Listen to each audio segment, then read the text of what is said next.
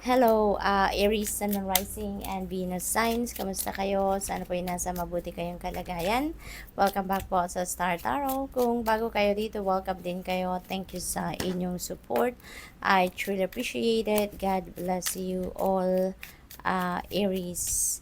So, pauna mensahe po ni Aries ay share. Ayan. So, sabi dito, the busy bee should still make time for each flower. Ayan. So, feeling ko dito ang karamihan sa inyo, Aries, is being invited here to share your blessings with other people, no? Kahit ano man yan, no? In any kind of, any form, no?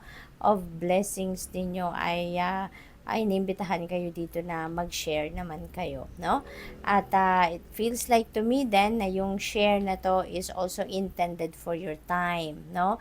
Yung time ninyo, parang siguro kasi may mga taong lumalapit sa inyo, no, na humihingi ng inyong opinion, advice, something like that, ano, at parang siguro ano din, merong lumalapit sa inyo na humihingi ng inyong oras para mapakinggan nyo naman sila. Kasi maaaring merong mga problema ito, mga taong ito, no? So, share also your time, no, with other people. So, what else? We have beginnings. Ayan, don't be afraid to start small kasi wala naman talaga nagsisimula sa kahit anumang bagay na bonggang-bongga agad. Nandun agad sa tagumpay, nandun agad sa tuktok ng tagumpay, hindi ba? Everyone starts small, 'di ba? Kaya ang iba sa inyo dito, Aries, maaari din na meron kayong sisimulang bagong chapter sa buhay ninyo.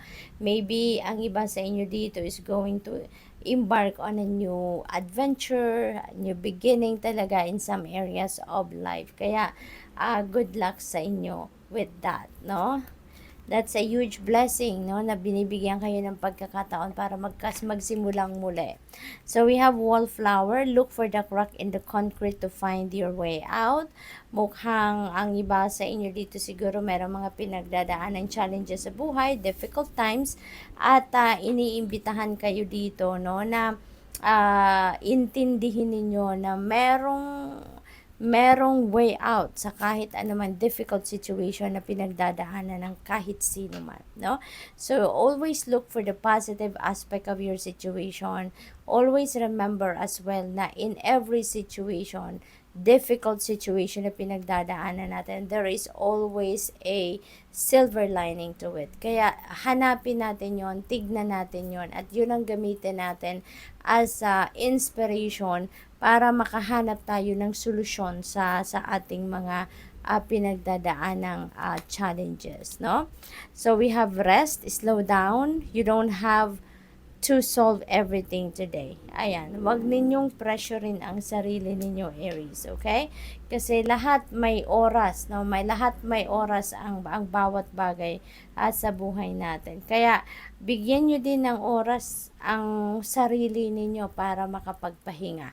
Okay? You don't have to force yourself to solve every problem that you have, no, all at the same time, or sa isang araw lang, or sa isang pagkakataon lang, 'di ba?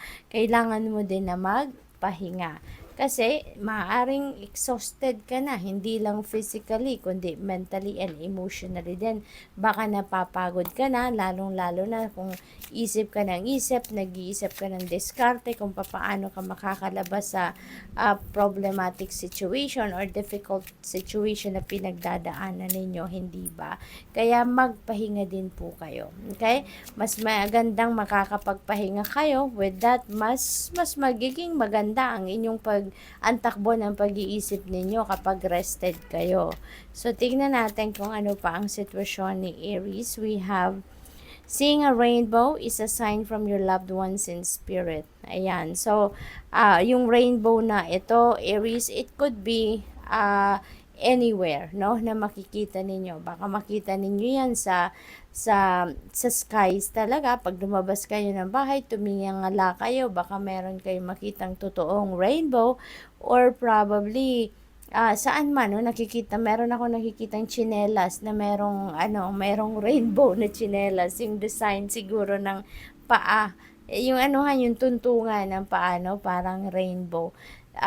Probably dahil ang iba sa inyo dito makakakita ng rainbow sa pag nagba-browse kayo ng cellphone ninyo, no? Makikita ninyo sa social media or kahit ano pa man, commercial sa TV, yung mga gano'n, no? Kahit saan mo makita ang rainbow na yan, that is a sign from your loved ones in spirit, no? Nagpaparamdam sa inyo mga mahal ninyo sa buhay na nasa other side na at maybe, kinakausap ninyo sila, and that is the way nila na magparamdam sa inyo or sumagot sa inyong mga dasal, 'di ba? Na nandiyan sila, they are in good hands, parang nagsasabi sila na hello, 'di ba? Nandun sila and they are in good hands, okay? So what else we have? Your angels will only give you the challenges that you are capable of handling. Ayan. So, totoo naman, hindi ba? Lagi nating naririnig yan na hindi tayo bibigyan ng mga challenges na hindi natin kayang solusyonan or hindi natin kayang i-handle or lusutan, hindi ba? Kasi kung ano ang kaya natin, yun lang ang ibibigay sa atin.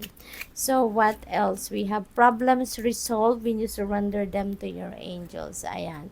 Our spirit team is very helpful. Diba? Very, very merciful and helpful sa atin, Aries. Kaya, yung mga problema natin, i-surrender na lang natin yan sa Divine Universe, i-surrender natin yan sa ating mga angels, kasi hindi nila tayo hahayaan, 'di ba, na malugmok diyan sa mga problema natin.